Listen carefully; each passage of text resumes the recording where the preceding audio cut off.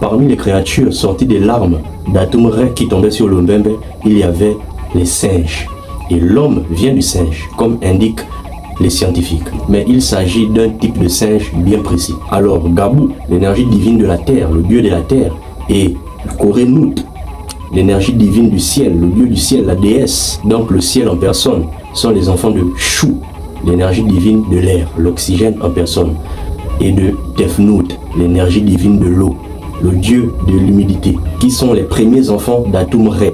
Atum est l'énergie divine de Dieu qui est à la fois mâle et femelle. Re est l'énergie divine créatrice de Dieu. Atum-Re sort du Noun.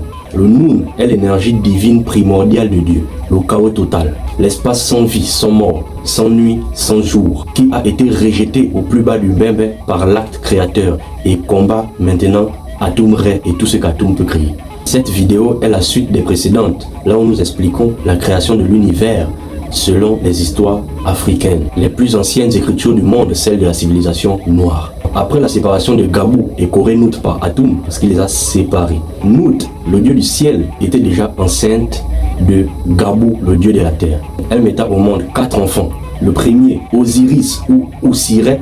Le deuxième, Isis ou Aïsata. Le troisième, Seth. Quatrième enfant, Nephti. Osiré ou Osiris, qui fut par ailleurs le premier pharaon, a été choisi par Dieu lui-même comme étant le gouverneur de la terre. On lui a donné certaines responsabilités, de placer les eaux dans une partie bien précise, les animaux et les mettre dans la forêt, c'est lui qui a arrangé tout cela. On lui a donné d'autres tâches, d'enseigner l'agriculture et l'écriture aux tribus. Sa bonne gouvernance rendu son frère Seth jaloux. Il voulait aussi d'Isis, mais Isis était la femme d'Osiris. La terre sous le règne d'Osiris et l'aide de sa femme, sa sœur, Isis devint un véritable paradis, jouissant d'une prospérité et d'une grande harmonie. Tout cela rendu son frère Seth très jaloux. Alors il nourrit un plan machiavélique pour faire disparaître son frère et s'emparer du trône. Pour ce faire, il organisa une grande fête, un grand festin. Tout le monde était dans l'enjoy du festin royal, tout le monde a savouré. Seth prit la parole et présenta un magnifique sarcophage, une sorte de cercueil. Il déclare à une haute et audible voix qu'il offrira à celui qui tiendra parfaitement à l'intérieur. Osiris, loin d'imaginer les plans démoniaques de son petit frère, il est excité par le défi. Donc il avance pour tester, sans savoir que ça a été fabriqué pile poil à ses mesures. Une fois rentré, Seth ferma le coffre et le jeta précipitamment dans le Nil. Osiris, bloqué, enfermé dans le coffre, s'est noyé dans les eaux du Nil. Seth et ses complices étaient contents, alors ils célèbrent, parce qu'ils ont un plan. Donc ils sont contents, ils célèbrent. Ils oublient de surveiller Isis. Isis sans que... Ça c'est quoi qu'elle lui fait comme ça? Donc elle court avec certaines femmes et sa petite sœur Nephti à la recherche du dieu Osiris. Elles partent chercher Osiris. Elles arrivent dans les marais indiquées par le bruit de certains oiseaux. Parce qu'il y avait des oiseaux sur certains arbres qui faisaient le bruit. Elles sont dit, allons-y un peu où il y a le bruit là-bas. Quand elles arrivent où il y a le bruit, le coffre est bloqué entre 2 arbres bien précis. Elles ont tiré le coffre. Oh yes, elles ont soulevé le coffre. Ce sont les femmes. Elles étaient plusieurs. Elles ont soulevé le coffre. Elles ont mené ça à un endroit bien précis. Elles ont caché ça dans le but de le ressusciter. Notons que Isis, la plus belle femme du monde, la déesse de l'humanité, la tyrance en personne, était dotée de certains dons. Elle avait le pouvoir. Elle était capable de soigner les gens. Elle utilisait des feuilles et des pratiques ancestrales. Elle se servait de certaines feuilles de la forêt.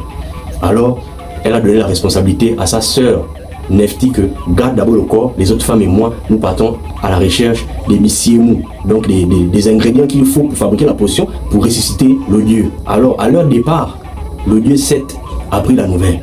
Donc, il se rend maintenant sur place. Quand il arrive là-bas, il croise Nephti. Il menace Nephti parce qu'il est avec son gang, c'est une association des malfaiteurs. Je connais ce que vous êtes en train de faire ici là. Dis-moi où vous avez caché ça. J'ai dit dis-moi où vous avez caché ça. Oh, c'est là-bas. Comme ça qu'elle montre. Donc ils récupèrent le coffre, ils ouvrent, ils font sortir le corps du dieu. Ils ont découpé ça. Dans certaines versions, on dit qu'ils l'ont découpé en 14 morceaux et dans d'autres, on dit 42 morceaux. Donc ils ont découpé le corps. Ils ont pris les morceaux là. Ils sont partis balancer ça dans 14 ou 42 endroits différents. Donc ils coupent son nyalala, ils partent jeter le nyalala là dans le fleuve, dans le Nil.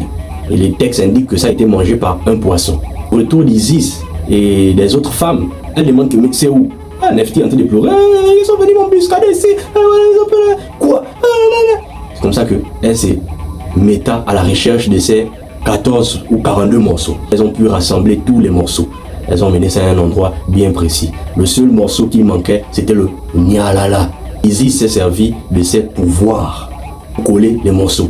Comme le puzzle, on met la tête là, on met les épaules là, allez, elles ont collé ça, et momifié ça, elles ont bandé ça, c'est un bandage qu'elles ont fait.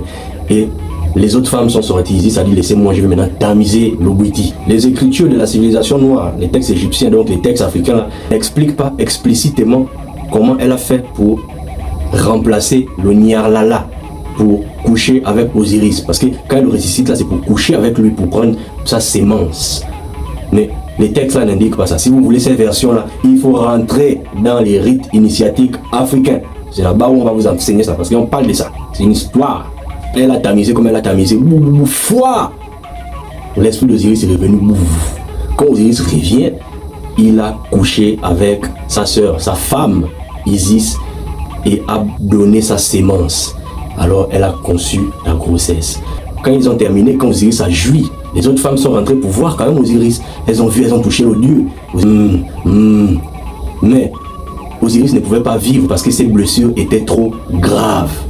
Alors il est devenu le dieu des morts, celui qui veille sur les morts, sur les âmes. Il est l'autre côté, celui qui va juger tout le monde. Il dit avant de partir qu'il va se ressusciter en son fils bien-aimé, qui est dans le ventre de Aïssata, donc Isis. Les autres femmes sont que, tu vas faire, il va se ressusciter quoi? Parce que, imaginons un peu, on sait qu'on a coupé le Nyarlala, il n'y a pas de Nyarlala, il n'y a rien. Puis le Dieu dit qu'il va se ressusciter dans le ventre de Isis et ce sera un fils. Alors, plus le temps passe, le ventre d'Isis grossit, Isis accouche, un fils. Nous, les gens du christianisme, ont transformé l'histoire parce qu'ils ne connaissent pas les matines, ils ne connaissent pas les secrets. Parce que chez nous, en Afrique, on explique plus précisément comment elle a fait. Elle s'est servie de ça, elle a tamisé comme ça, elle a parlé comme ça. C'est venu foi. On explique chez nous.